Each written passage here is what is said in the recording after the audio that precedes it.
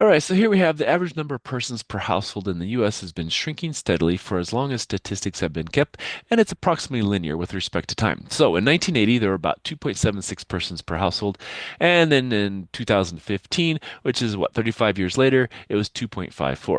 So we have 2 points, 0, 2.76, and 35 and 2.54. So a lot of times when they give us years, we put the beginning year, whatever it is, as 0, and then this is however many years after that.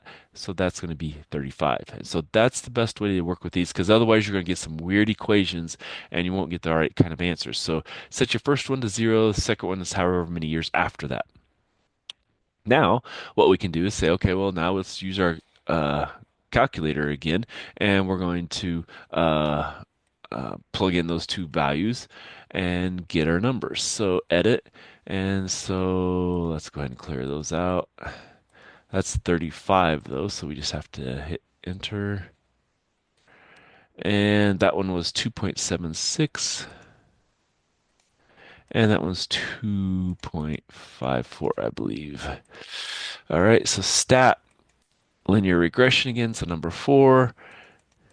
Now let's put it back into the y vars. That way we can use it in case we need to. And so that's going to be our equation. Y equals a negative 0.006285714 x plus 2.76. Now, that's going to be a long one. So for the first part, we want, what do we have? Number of persons. Okay, so in time.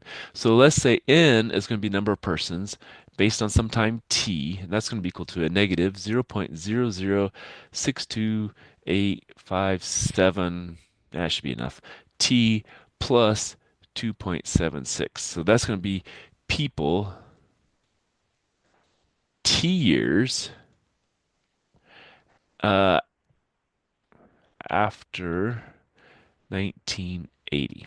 Okay, so that's what it should be. All right. Let's see here. I think somehow I think I left off part of the question here because I think there's another part that says, uh, what is the population in 2030? So let's do that. So population in 2030 is what?